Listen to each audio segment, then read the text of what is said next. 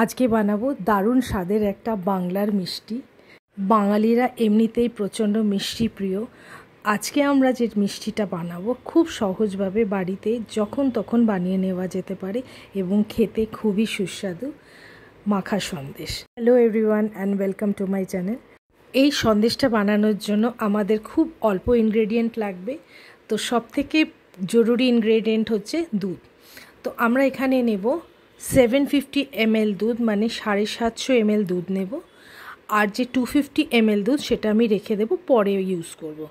তো এই 750 ml দুধ যেটা নেওয়া হলো সেটাকে আমরা ফুটতে দেব। যেই দুধটা গরম হয়ে যাবে, আগে থেকে রেডি করা 30 ml ভিনিগার আর 30 ml জল একসাথে মিশিয়ে রেখেছি, সেটাকে আমরা দুবারে আস্তে আস্তে করে মিক্স করে দেব।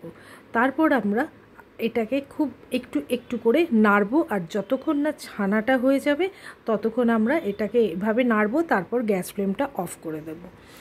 আর যদি ভিনিগার না থাকে তার পরিবর্তে 40 ml লেবুর রস আর 40 ml জল দিয়েও আমরা এটাকে করতে পারি ছানাটা। এবার ছানাটাকে আমরা ছেঁকে নেব। তো আমরা একটা কাপড় দিয়েও ছেঁকে নেব যাতে সমস্ত জলটা এর থেকে বেরিয়ে যায়, বা একটা স্ট্রেনার দিয়েও এটা শুধু ছাঁকা যেতে পারে। তো এইভাবে আমরা জলটা বের করে নেব। এরপর আমরা ছানাটাকে খুব ভালো করে ধুয়ে নেব, যে টক ভাবটা ছানার থেকে যেন বেরিয়ে যায়। তো তার জন্য আমরা যতক্ষণ না টক ভাবটা বেরোচ্ছে ততক্ষণ আমরা ছানাটাকে খুব ভালো করে ধুয়ে নেব। ছানাটা ধোয়া হয়ে গেলে এবার আমরা এটাকে একটুখানি কিছুক্ষণ স্ট্রেনারে রেখে দেব, বাকি জলটা বেরিয়ে যাবে।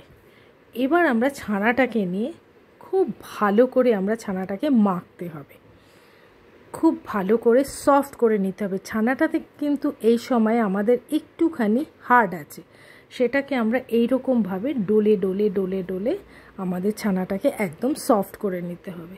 যতক্ষণ না সফট হচ্ছে ততক্ষণ কিন্তু আমরা ছানাটাকে এভাবেই মাখতে হবে। এইভাবে হাতে দিয়ে ডলে ডলে আমাদেরকে ছানাটাকে খুব ভালো করে সফট করে নিতে হবে। খুব সহজ, খালি একটুখানি স্টেপ বাই স্টেপ একটা বানালে খুব ইজি বানানো এবং খেতে তো দুর্দান্ত। তো এভাবে আমরা ছানাটাকে দেখুন কত সফট হয়ে গেছে ছানাটা। ঠিক এভাবে আমরা এবার ছানাটাকে রেখে দেব। এবার যে আমরা 250 দুধটা আমরা রেখেছিলাম সেটাকে আমরা একটা প্যানে বা কড়াইতে বা যাতেই হোক দিয়ে দেব। দিয়ে এবার এটাকে আমরা ফুটতে দেব। যখন এই দুধটা ফুটে যাবে এর মধ্যে আমরা মিক্স করে দেব চিনি।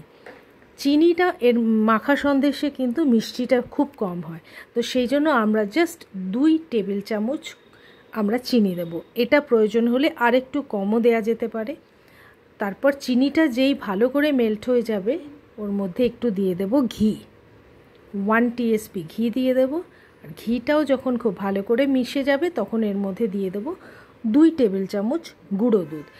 গুঁড়ো দুধ আমি আজকে দিয়েছি কেননা আমি আজকে টোন্ড মিল্ক ইউজ করেছি। যদি এটা ফুল ক্রিম মিল্ক দিয়ে বানানো হয় তবে কিন্তু একদমই প্রয়োজন নেই মিল্ক পাউডারের। তো আমি আজকে 2 চামচ ওই জন্য মিল্ক পাউডার দিয়েছি, কেন কি টোন্ড মিল্কটা একটু পাতলা হয়। এরপর আমরা এটাকে খুব ভালো করে ফুটিয়ে নেব। যেই ফুটে একটুখানি রিডিউস হবে তখন আমরা এর মধ্যে ছানাটাকে অ্যাড করে দেব। তো মিল্কটা একটু দেখি আমরা দুধটা রিডিউস হয়ে গেছে কিনা। এবার ছানাটাকে এর মধ্যে দিয়ে দেব। ছানাটাকে এর মধ্যে দিয়ে খুব ভালো করে ছানাটাকে আমাদের এবার একদম গ্যাস ফ্লেমটাকে লো করে খুব ভালো করে মিক্স করতে হবে। যতক্ষণ এটা ভালো করে মিক্স হচ্ছে ততক্ষণ আমাদেরকে এটাকে একদম নেড়ে নেড়ে যেতে হবে। আর কনসিস্টেন্সিটা একদম একটু থিক মতো হয়ে যাবে ততক্ষণ আমাদের এটাকে কিন্তু এর মধ্যে এইভাবে মেশাতে হবে। এভাবে বানালে ছানাটা খুব নরম থাকে। তা না হলে আপনি শুধু যদি ছানা দিয়ে বানান, একটু দুধ না ওর মধ্যে ব্যবহার করেন, তাহলে একটুখানি হার্ড হয়ে যায়। তো এভাবে আমরা নরম করে বানাবো আজকের মাখা সন্দেশ। ঠিক এভাবে এবার আমরা এটাকে নাড়তে থাকবো। এটাকে আমরা কন্টিনিউয়াসলি এভাবে নাড়তে থাকবো, তা না হলে কিন্তু এটা লেগে যাবে বা কোথাও এরকম দলা দলা মানে লাম্প হয়ে যাবে। তো সেই জন্য আমরা এইভাবে এটাকে নাড়তে থাকবো। খুব সহজেই বাড়িতে বানানো যায় মাখা সন্দেশ। এবার আমরা এর মধ্যে দিয়ে দেবো একটু এলাচ গুঁড়ো, বা গোটা এলাচও দেওয়া যেতে পারে। তারপরে আমরা খুব ভালো করে আরেকটু মিশিয়ে নেব, আর ঠিক এইভাবে আমরা এটাকে মিক্স করতে থাকব।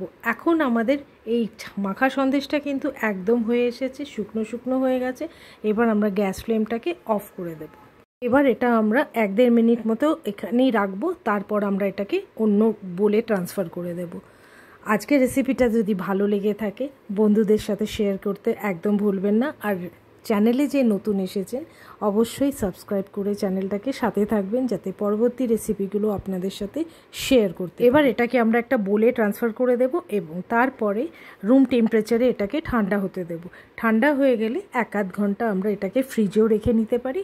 আমি এটাকে ঘন্টাখানিক মতো ফ্রিজে রেখে দেব, তারপর এটাকে সার্ভ করব। Thank you so much for watching.